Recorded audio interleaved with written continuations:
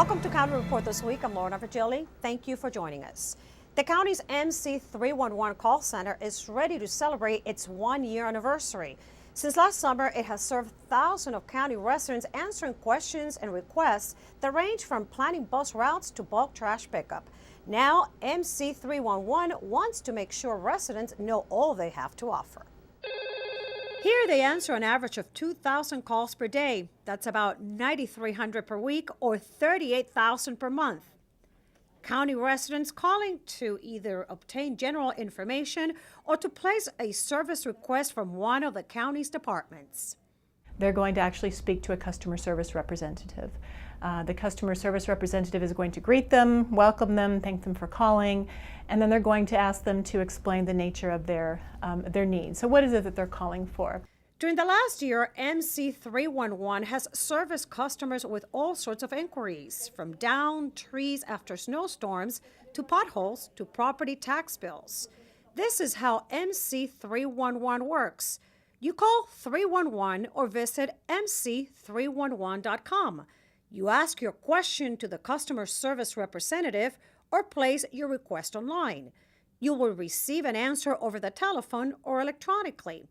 Now, if your question is a tough one, your request goes to a specialist who will promptly get back to you. Not only do we take the request, we share the information from the request with the department who's actually responsible for filling it. They fill it. The customer has the opportunity to call back, get the status, either by prompting in the announcement or speaking to a customer service representative to find out what the status is. And it really does close that loop, and it helps us to assure that we're providing the best customer service we can to our residents. General information calls take about 2 minutes. Now, more complex requests take about 4 minutes on the phone, and sometimes 2 to 5 business days to fulfill the request. Remember, county residents can call 311 Monday through Friday, 7 a.m. to 5 p.m. Online service requests can be placed 24 hours a day, 7 days a week by visiting mc311.com. Temperatures this year have already risen to record levels. Montgomery County Police would like to remind citizens not to leave children, the elderly, or pets unattended in vehicles as they are vulnerable to heat-related injuries. On an 85-degree day, the temperature inside a vehicle can reach 102 degrees within 10 minutes, even with the windows cracked. If the vehicle is parked in direct sunlight, the temperature inside may rise up to 40 degrees an hour. Pets are in danger of heat stroke at 110 degrees. East County teens now have a place to escape from their routines and into art, music, and games. The first ever Teen Escape Club Youth Cafe is the product of Council member Nancy Navarro's work with her youth advisory group. Susan Kennedy has a story. Susan? Lorna, the students who served on the Youth Advisory Committee told Councilmember Navarro there were no safe places for them to interact outside of school. So, with a $10,000 grant, Councilmember Navarro and the students set up the Teen Escape Club Youth Cafe. We've created a Teen Escape Club, which is a youth cafe for high school students to come and have a safe place to express themselves and to socialize. The idea for the Youth Cafe started from a youth advisory group that Councilmember Nancy Navarro created in 2009. Stand up and put your hands together for Councilwoman Nancy Navarro. The Teen Escape Club is in the East County Community Center off Briggs Cheney Road and is run by the Department of Recreation. I happen to be the mom of an 18-year-old who's in college and a 14-year-old. And I spend a lot of time talking to them about what are the things that, preteens and teens like to do, etc. And what I always find is that there's a lack of opportunities for them to socialize with their friends in a positive environment after school. The positive environment of this Teen Escape Club in a troubled area of East Montgomery County has impressed many parents. I do feel my son is very safe here. I've come up here quite a number of times. The adults that work here are very positive, encouraging. They make sure they stop you and ask you for ID to sign in, so I do feel very safe with my son here. Gabriel Albernaz, who is the director of the Department of Recreation, says he hopes this program will lead to other recreational activities for these teenagers. And so we have heard often from youth that they're interested in more of this. And so our hope is that we can continue this in other areas, and especially here in East County. Activities such as playing pool, music, video games, and of course eating. We got some cold cut wraps. We have some barbecue chicken. Were created by a collection of high school students from Paint Branch, Springbrook, and Blake. I'm part of the committee who brought this thing together. This is a way for them to escape. That's what it's called, the Teen Escape Club. This is for the teens to escape, to come in, and it's to have fun, to keep their minds off their problems, and just to have stress-free, relaxing time. And our goal is to continue this pilot into next year, and if it works, hopefully also expand this template throughout the county. I think that youth activities that are led by youth are always the best way to go. So thank you so much, guys. The next Teen Escape Club Youth Cafe will be held at the East County Community Center on June 17th from 6:30 to 10:30 p.m. Kids are welcome to celebrate the end of the school year and to talk about club plans for the future. Another program saved in this year's budget is the Kids Ride Free initiative that allows students to ride county metro buses for free. Students can hop on county ride-on buses for no charge between the hours of 2 and 7 p.m. on weekdays. The program had been suspended in last year's budget. Councilmember Nancy Navarro pushed to reinstate the program after hearing from constituents. Absolutely. I mean, one of the challenges that we still have in the county is that we don't have enough activity buses. The school system does not have enough activity buses, and many students, especially low-income students, may want to participate in extracurricular activities. Maybe want to be a part of that play. But if your parents are not able to pick you up and drop you off, etc., a lot of times this limits their ability. And so this is one small step. I think that for District 4, which I represent, it was very special and important because we don't have as many ride-on routes as other areas of the county. Something that I would like to work on. And so this allows students to use metro buses as well as ride-on. May was the Asian Pacific American Heritage Month, and the county executive celebrated with community leaders in an event to wrap up a full month of celebrations. All members of the County Executive Asian Pacific American Advisory Group received a proclamation from Executive Leggett. The Asian American community in Montgomery County is highly diverse in languages, ethnicities, and religions. We are just celebrating just to show that we are here, we are part of the county. In any way we can be of help to the county and our immigrants who are coming into this country, and in the economic sphere, and everything that needs to be done in the county to move into the mainstream, we are for that.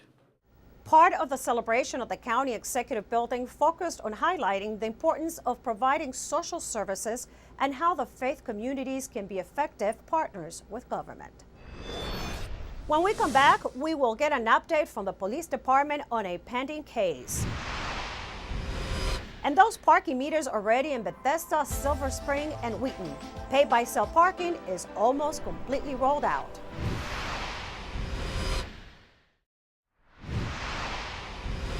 Welcome back to County Report this week. I'm Lorna Virgili. No doubt Rockville was the place to be to celebrate Memorial Day. It is estimated that over 60,000 people attended Rockville's free outdoor music festival, Hometown Holidays, this year. It was quite a party, and our Rockville 11 Bridget Breuer was there to cover the weekend. Bridget? That's right, it was the 23rd annual Hometown Holidays here in Rockville, a Memorial Day weekend tradition that brings together food, music, art, and fun.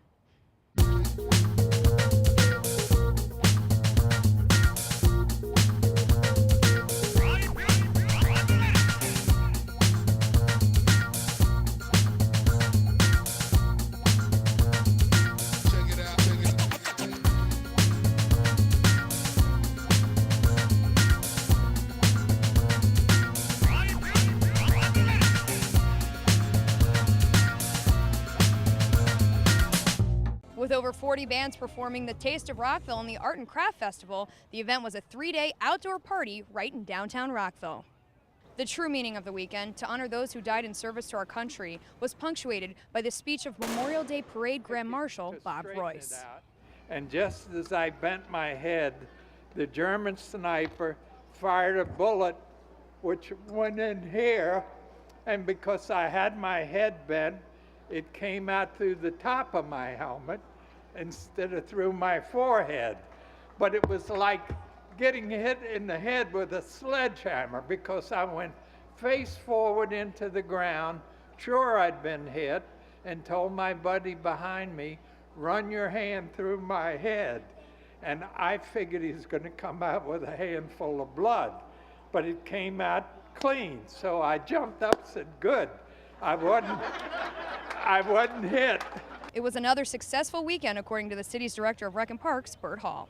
The event did its job. We had, I think, about 65,000 people here over the 2 days. That's our estimate, and everybody just seemed to be having a great time.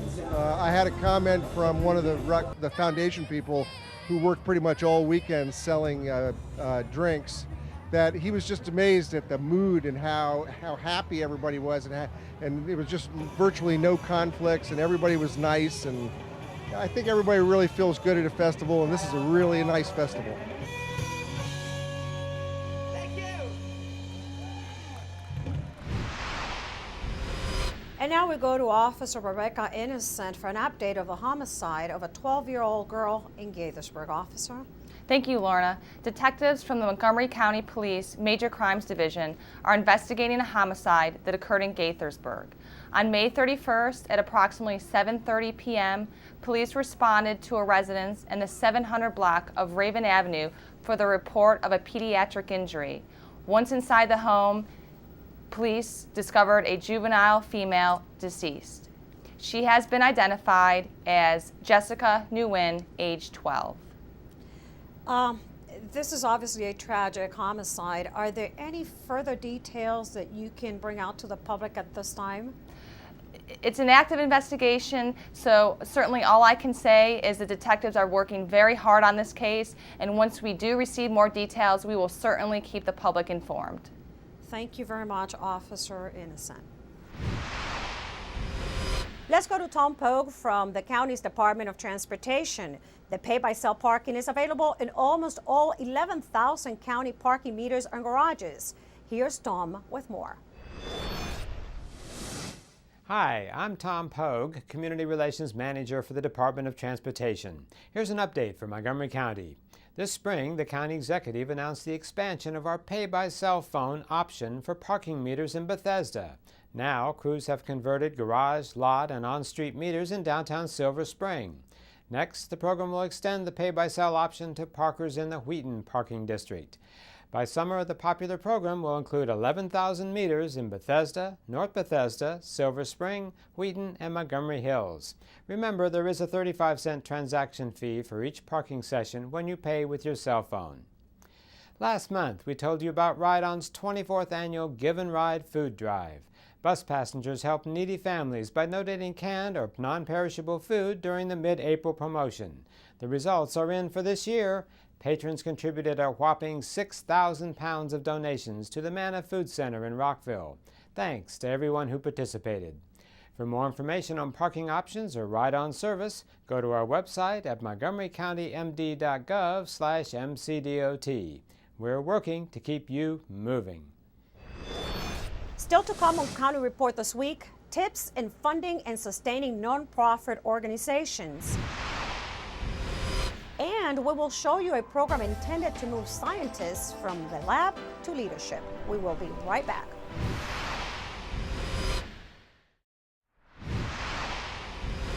Welcome back to County Report this week. I'm Lorna Virgili. Congresswoman Donna Edwards, along with partners of nonprofit organizations in the community, organized an event that offered information to those interested in creating their nonprofit organization.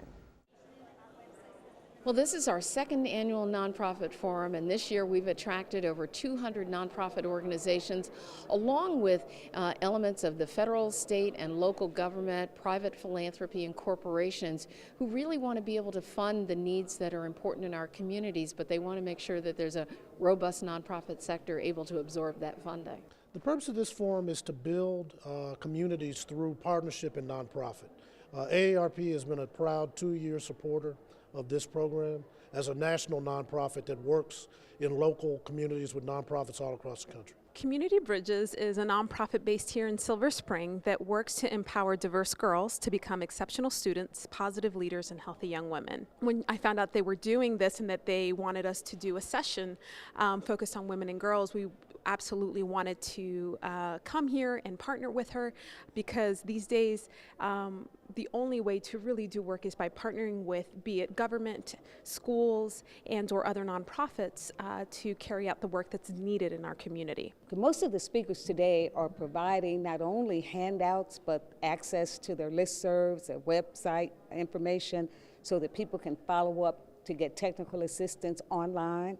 Some of the people here today are passing out their cards and their personal telephone numbers and cell numbers so that people won't feel that there's a barrier between them and access to the information they need. Nonprofits play an important role in our communities, and we're here to make sure that nonprofits have the tools that they need to operate the most effectively.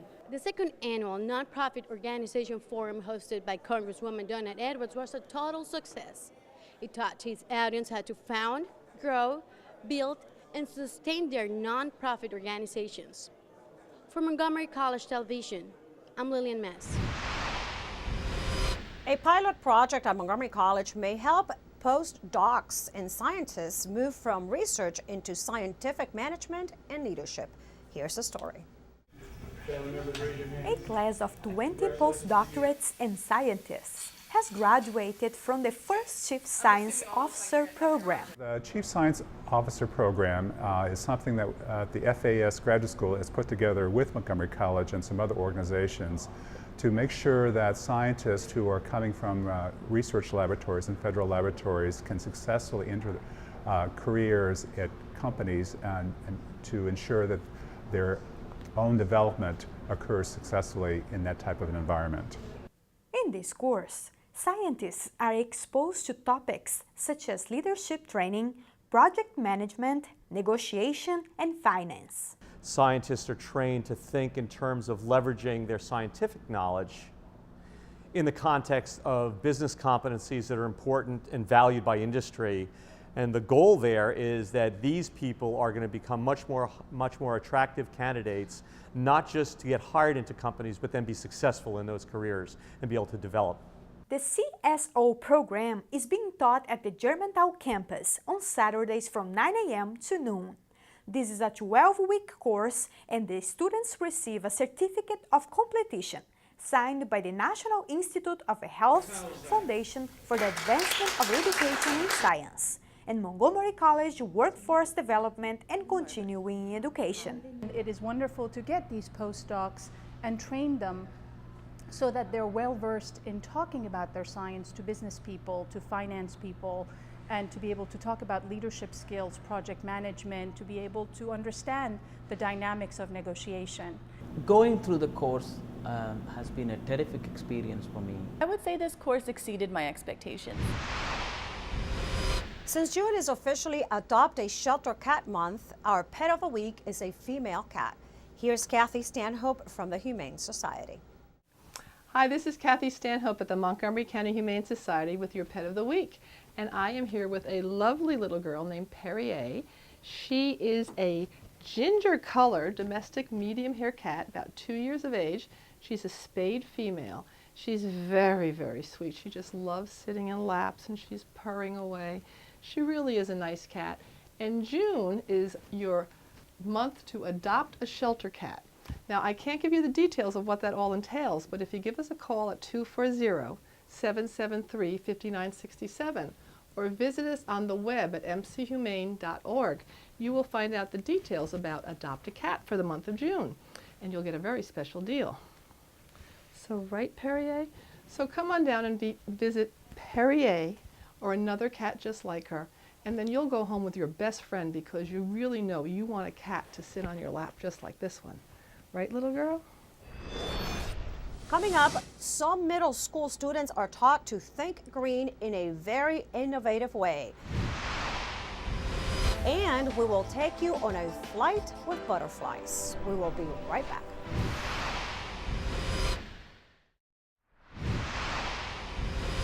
It's that time of the year again where Brookeside Gardens displays its annual butterfly show. Thousands of wings of colors to amaze us all. Let us now visit this very exotic exhibit. Welcome. Here we are at the Wings of Fancy Butterfly exhibit at Brookeside Gardens Conservatory.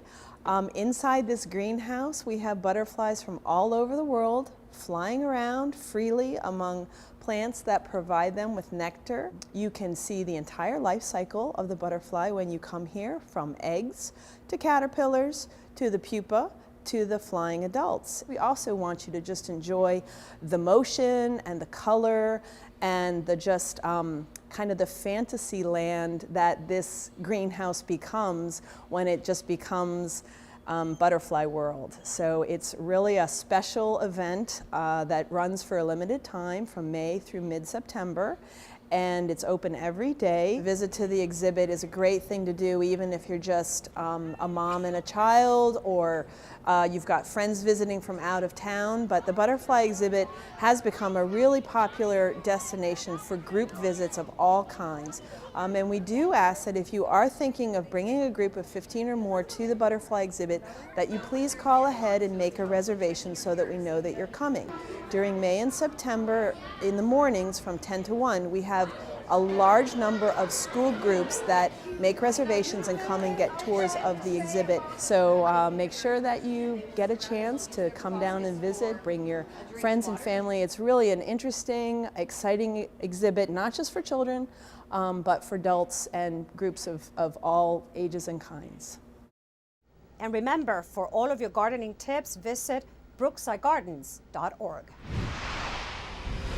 Dino Rock Productions, a national leader in children's entertainment for more than 20 years, has come up with an innovative way to help kids learn how to recycle.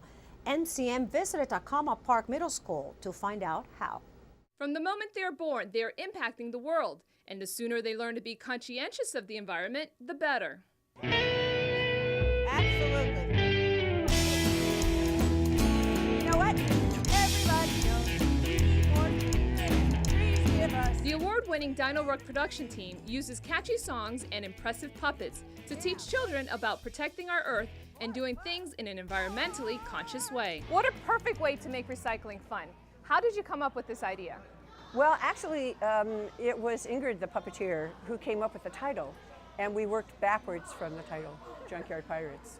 Really? So, Woody, what do you like most about your character? I like the kids. They think I'm funny. It sounds like you guys knew what you were doing. I mean, the songs are great. Oh, thank you. You want to start with the rhythm, and you want to make the rhythm really infectious. And then you want to repeat something that they can repeat. And those are like guidelines, and it helps. We have, gotten some really wonderful feedback from their parents who've told us that, after they saw the show, they went home and they said, things like, "Can you recycle this, Mom? Can this be recycled? How about this?" So they are getting conscious. Well, Woody, anything else that you want to mention? What's your favorite part about being on this show, and what the message that you're telling to the kids? I like it when Nettie does a magic trick. That's pretty cool. She's got a good voice too. I like her songs. I think that's my favorite part. Yeah, she sings beautiful. Yes, she does. Now, does she rub your bark and take care of you after the show? Of course. We're buddies. All right. It's true. We are buddies. Thank you so much for this show. This is a great way to teach kids about recycling and about helping the environment. And thanks to you too, Woody. You were a great trooper. If you want to find out more about Junkyard Pirates and other Dino Rock production shows, log on to dinorock.com. And that does it for County Report this week. Join us again at this time every week for a look at what's going on inside Montgomery County. I'm Lorna Virgili. Thank you for watching.